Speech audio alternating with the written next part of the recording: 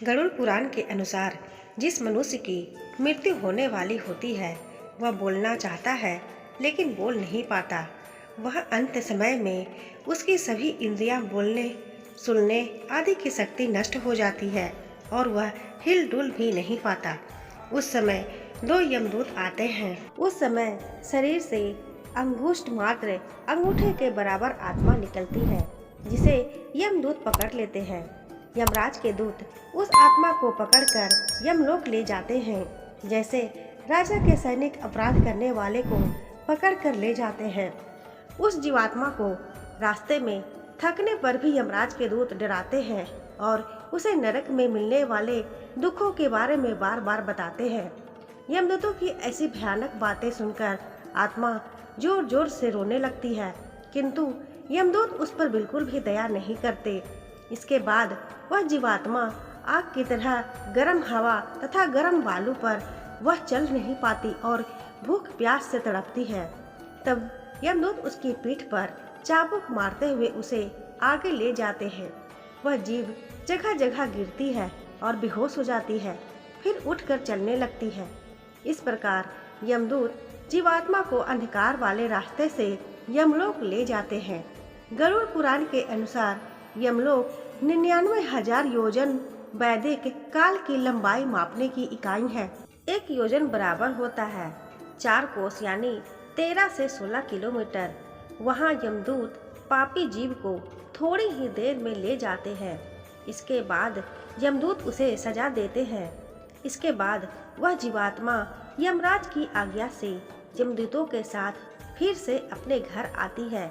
घर आकर वह जीवात्मा अपने शरीर में पुनः प्रवेश करने की इच्छा करती है, लेकिन यमदूत के बंधन से वह मुक्त नहीं हो पाती और भूख प्यास के कारण रोती है। पुत्र आदि जो पिंड और अंत समय में दान करते हैं, उससे भी उसकी तृप्ति नहीं होती।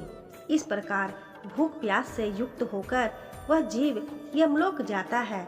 इसके बाद उस आत्मा के पुत्र आदि परिजन यदि पिंड दान नहीं देते हैं तो वह प्रेत बन जाती है और लंबे समय तक सुनसान जंगल में रहती है।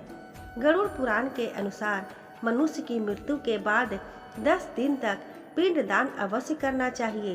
पिंड दान से ही आत्मा को चलने की शक्ति प्राप्त होती है। शव को जलाने के बाद मृतदेह से अंगूठे के बराबर का शरीर उत्पन्न होता है। वही यमलोक के मार्ग में शुभ अशुभ फल को भोगता है। पहले दिन पिंड दान से मूर्धा, दूसरे सिर से गर्दन और कंधे, तीसरे दिन से हृदय, चौथे दिन के पिंड से पीठ, 5वें दिन के नाभि से छठे और 7वें दिन के कमर और निचले का भाग, 8वें दिन से पैर, 9वें और 10वें दिन से भूख प्यास आदि उत्पन्न होती है। यमदूतों द्वारा 13वें दिन आत्मा को पकड़ लिया जाता है। इसके बाद वह भूख प्यास से तड़पती हुई यमलोक तक अकेली ही जाती है। यमलोक तक पहुंचने का रास्ता बैतरणी नदी को छोड़कर 86,000 योजन है।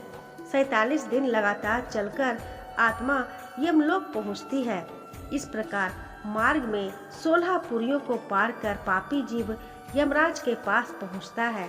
दोस्तों, आपको कैसी लगी ये वीडियो हमें कमेंट करके ज़रूर बताइएगा। वीडियो पसंद आई हो तो वीडियो को लाइक करें, शेयर करें। चैनल को अभी तक सब्सक्राइब ना किया हो तो इसी तरह की और कहानियाँ सुनने के लिए चैनल को सब्सक्राइब जरूर करें। Thanks for watching.